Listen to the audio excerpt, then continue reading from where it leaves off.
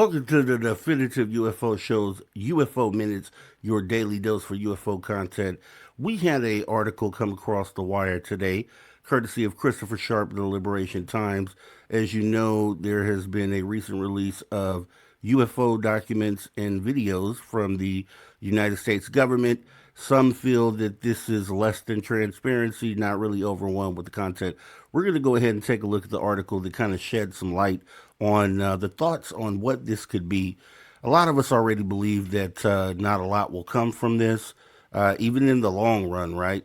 So it was interesting to read the article from the Liberation Times. So we're going to jump into this article. So shout out to Christopher Sharp and the Liberation Times. This was just released this morning. And I'm going to go ahead and read what we have here. And then we'll go ahead and take a look at some comments that Ross Coulthard appeared to make about this here. So we're going to go ahead and start with the title here. UFO disclosure battle commences as Trump administration releases files. President Trump's administration has done something unprecedented. It has committed itself to UFO transparency, putting its weight and authority behind a series of intriguing files, images, and videos. Some were previously unclassified, others were previously classified. Since its launch on Friday, May 8th, the war.gov/UFO website hosting the files has received nearly 500 million hits as of 14 hours ago. We now expect the next batch of material in what appears to be an ongoing process. Transparency Advocate Representative Tim Burchett has promised a, quote, holy crap moment. He, along with other prominent lawmakers, including Eric Burlison and Anna Paulina Luna, is pressing for the release of 46 videos that could shift public opinion and embarrass the political and media elites who have so far sneered at the first batch of disclosures. Now that would be awesome. Behind the optimism, several distinct groups of sources have told Liberation Times that the first release falls short of what real disclosure would require. Despite promising signs and intent, sources tell Liberation Times that they have been left unimpressed and that the public must now stand up and demand more. On the quality of material released so far, an intelligence source familiar with collection systems told the Liberation Times that future imagery and video releases must come from national systems rather than tactical systems with lower security classifications. So they said the video footage that has been released has come from tactical military systems with lower security classifications, which has not been released, was collected by the national systems controlled by the National Reconnaissance Office and CIA, deployed in sensitive areas where no U.S. or ally presence is publicly acknowledged. And we'll go ahead and jump into more of that as you see this on the screen here. The source suggested that the CIA's clandestine collection capabilities may have captured scientific data relating to UFOs. They also claimed that more substantial disclosure could come from space-based electro-optical reconnaissance platforms operated by the National Reconnaissance Office. The systems were not designed to monitor UFOs, but the source said such objects have likely appeared within their frames. The lack of analytical context has also caused frustration among people familiar with how such material would be normally be assessed inside the government. Adding to the frustrations, President Trump posted on Truth Social that, quote, the people can decide for themselves. So these files do not include the finished intelligence analysis produced by various departments or agencies.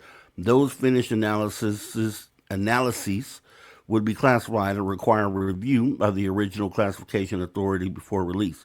Liberation Times understands from another source that members of the Senate Select Committee on Intelligence who are aware of classified UFO information may have expected fuller analytical context from the Trump administration. According to a person familiar with those expectations, the released documents were not regarded as disclosure. Furthermore, there are fears that files may have been planted in the release to discredit the topic.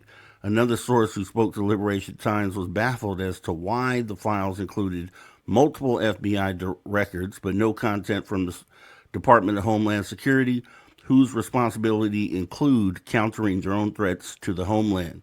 This is seen as a big omission as UFOs are consistently misidentified as drones and vice versa. Several intelligence and defense sources told Liberation Times that, in their view, UFO disclosure would mean an explicit acknowledgement that the U.S. has recovered vehicles and bodies of non human origin, potentially including living beings. An acknowledgement that U.S. government has entered into cooperative agreements with non human entities and has used their assistance to understand and adapt exotic technologies. Three sources have claimed to the Liberation Times that the Trump administration is facing resistance in its quest to release more substantial information by figures linked to the CIA. One person allegedly providing resistance, according to those sources, is Aaron Lucas. Aaron Lucas is the deputy director of national intelligence. Lucas previously worked for the CIA, serving as an intelligence analyst and later as a station chief, a title usually associated with a substantial operational career. Much of this work with the agency remains classified. But he was previously described as a Foreign Service officer with the Department of State during this period. However, official records indicate that he was employed by the CIA from April 2004 onward as a first as an analyst and then as an operations officer. His official biography reads, a seasoned intelligence professional and former CIA chief of station, PDNI Lucas has managed sensitive clandestine programs that have significantly impacted U.S. national security. He is certified in the CIA's most advanced trade craft and has conducted covert operations and managed liaison relationships around the globe, leveraging his unique training and foreign language skills. Politico recently reported that Lucas has been seen as a favorite to lead the office of the Director of National Intelligence if its current boss, Tulsi Gabbard, who has publicly advocated for greater UFO transparency, leaves her position. The director of the Pentagon's UFO office, the All-Domain Anomaly Resolution Office, must report to Lucas and Steve Feinberg, who is in the Deputy Secretary of War. Publicly, Lucas welcomed the first batch of files released by the Department of War, commenting on X, a historical UAP declassification effort is underway thanks to @POTUS. We appreciate the intelligence community professionals, Department of War personnel, and others across the USG who are devoting their time and resources to this enormous, complex task. This administration is delivering unprecedented transparency for the American people. But sources have told Liberation Times that they suspect Lucas is working within the office of the Director of National Intelligence in a way that protects CIA interests, including elements they believe may be opposed to President Trump's UFO Transparency Directive. These sources specifically pointed to Weapons and Counterproliferation Mission Center and the Directorate of Science and Technology, which allege have historically been among the CIA components most closely involved in the analysis and retrieval of UFOs. Matt Ford, host of The Good Trouble Show, who is familiar with the allegations surrounding Lucas, alleged to the Liberation Times that Lucas is assisting both CIA and the Defense Intelligence Agency, quote, based on more than a year of reporting and multiple source threads with visibility into ODNI, Lucas is doing favors for senior CIA and Defense Intelligence Agency officers to block Trump officials, including his own boss, DNI Tulsi Gabbard, from getting the UFO legacy program under control. Quote, he is literally undermining Tulsi. This is not slow walking the file releases. This is the deep state in its purest form. Career intelligence officers locking down a classified program that should be under lawful authority of the political appointees confirmed to run it. The pattern is consistent across multiple independent threads. The file releases are surface. The control of the legacy program is the real question, end quote. Another source told the Liberation Times that the public, Congress, and the president must take a stand by demanding greater transparency while calling out those who resist such efforts. The source also posed the following question: if the U.S. government is seeing all these strange things around the globe and cannot explain them, why are other nations like the United Kingdom and Australia not being upfront with their own citizens?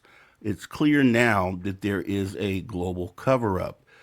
And it's pretty much what you would have thought when it comes to will the government release the secrets fully?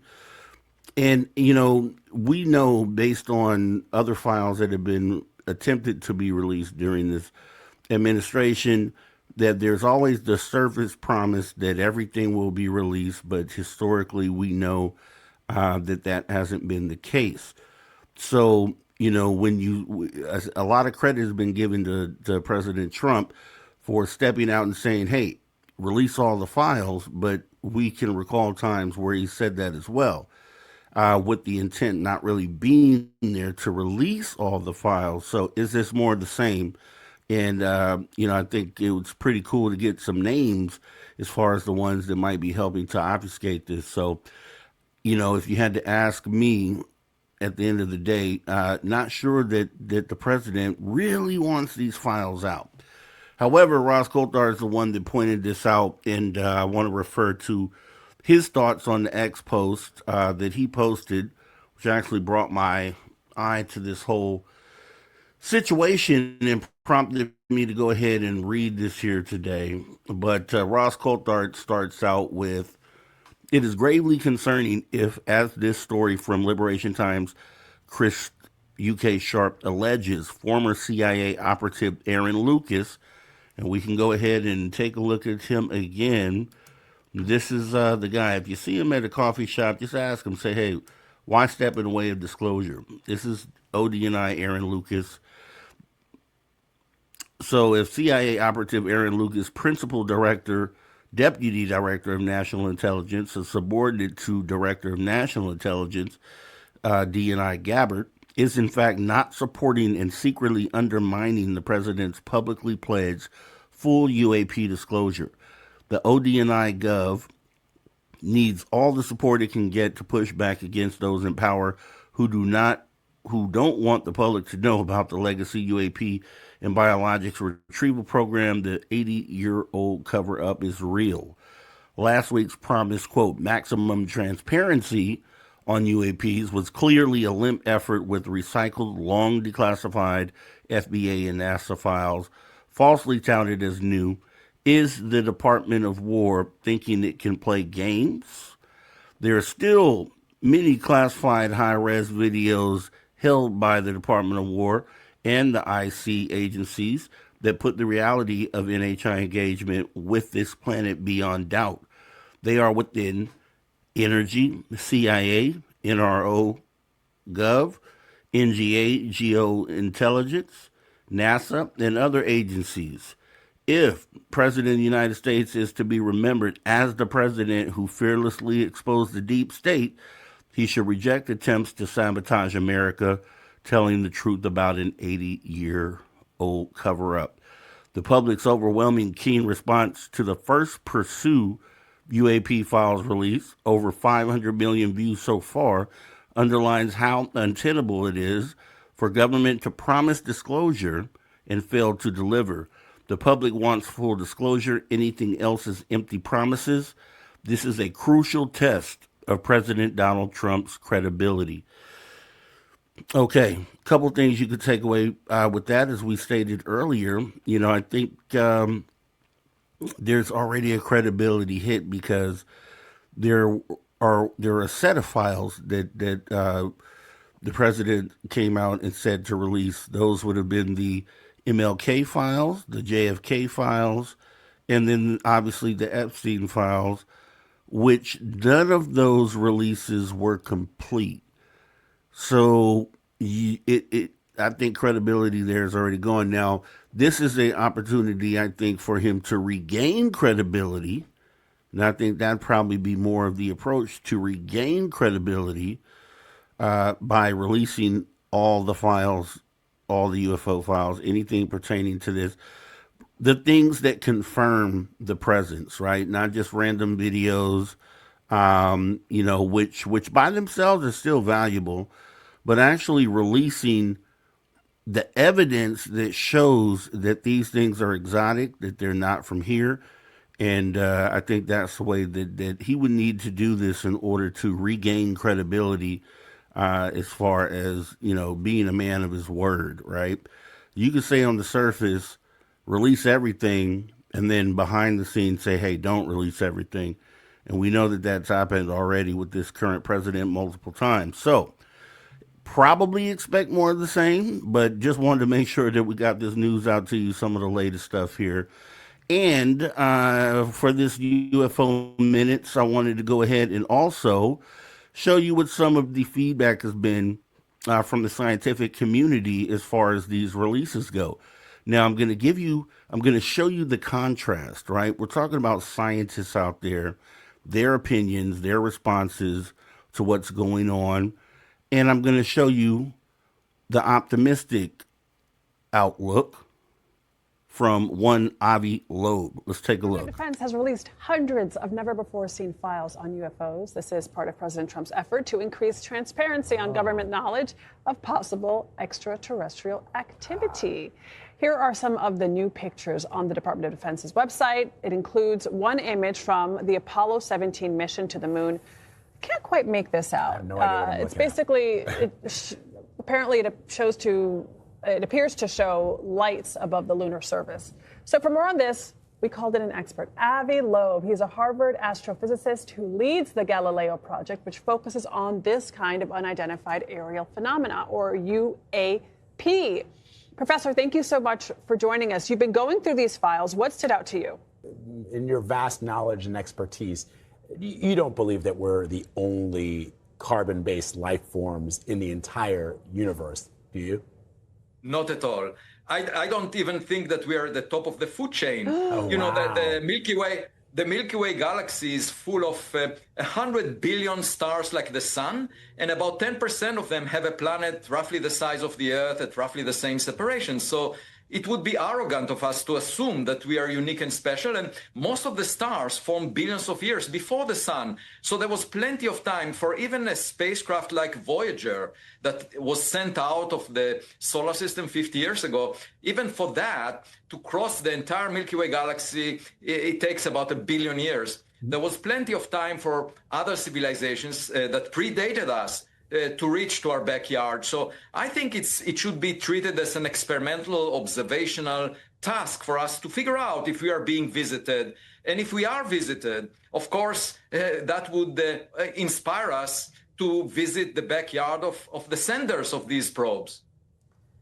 Oh, Professor, I have so many questions. One is, does this scare you? Because this scares me, right? Like, if we have been visited, I find that all scary. Why? Maybe I've seen too many movies. No, because the professor is... They never come in peace. Maybe initially, but... No, but the idea, Professor, that... So you made an interesting point, right? Which is that the universe is much older than this planet, and that we're talking about systems that are light years away from us. If aliens had the ability to travel at the speed by which they could arrive here on planet Earth, which there's nothing that we know of that fast, and by that very nature, perhaps they would have gotten rid of all the things that plague us: war and division and strife. That's my idealistic hope. So the way to think of this is like a blind date of interstellar proportions, and when you go on a blind date, you never know if the dating partner will be friendly or a serial killer, right?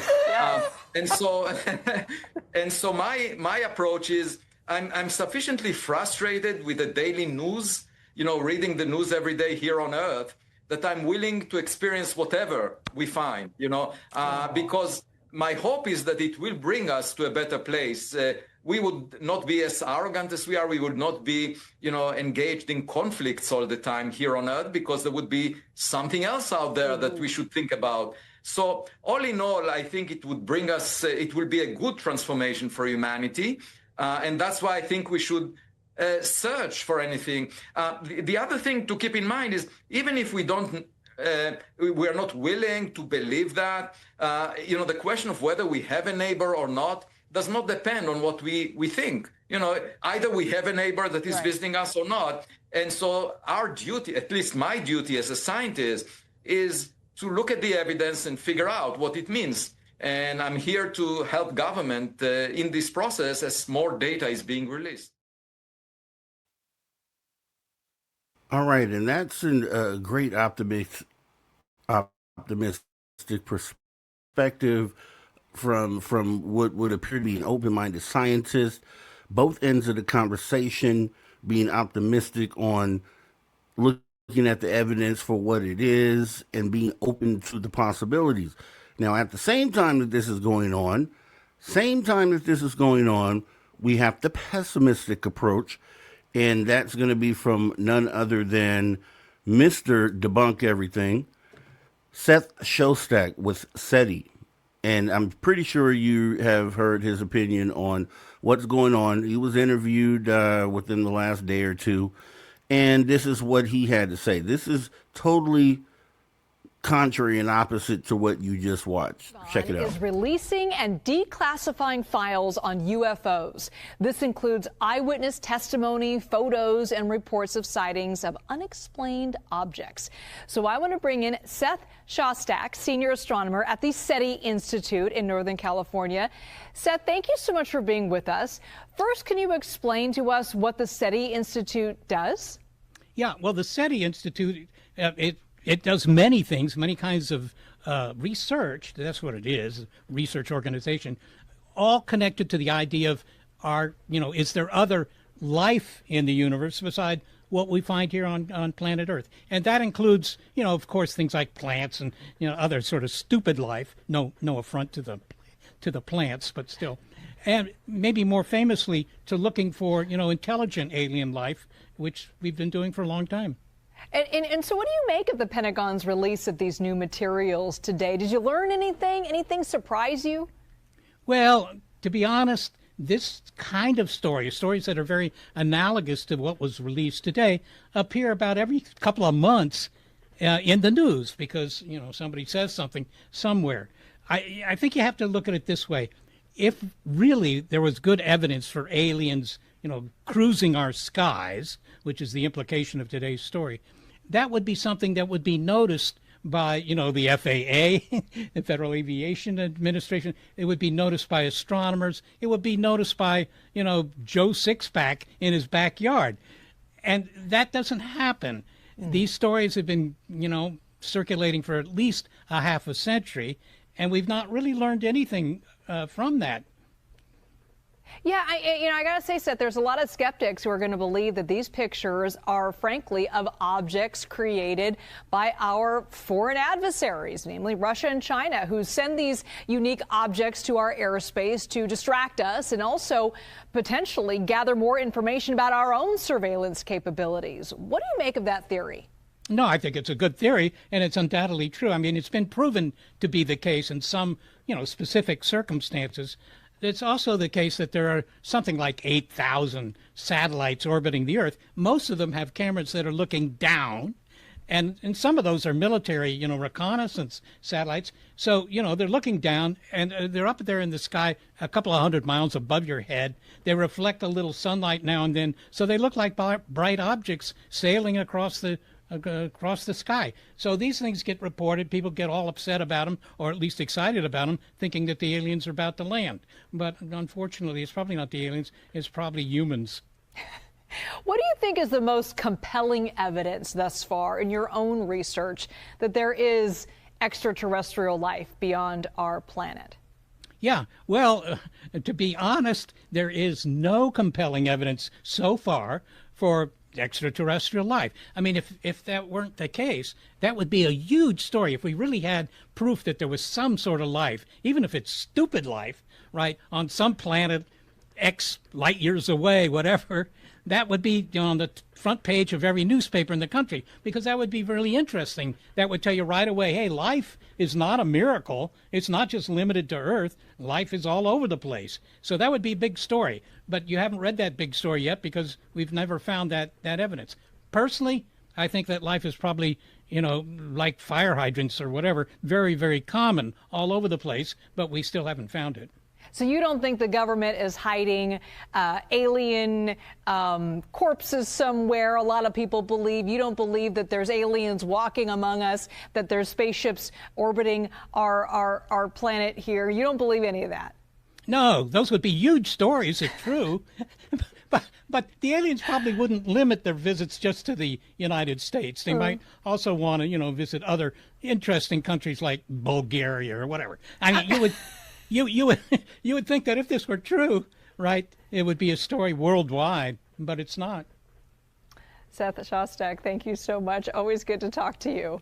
My pleasure. Keeping it real. All right.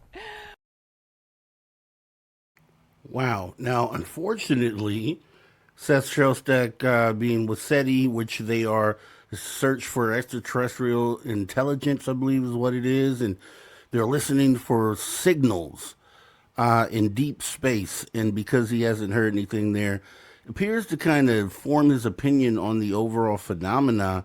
And for me, that seems to be tunnel vision.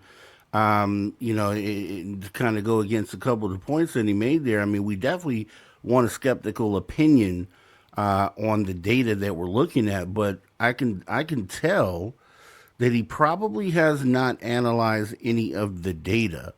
As he talks about satellites looking down, well, yes, these satellites have also captured anomalous objects.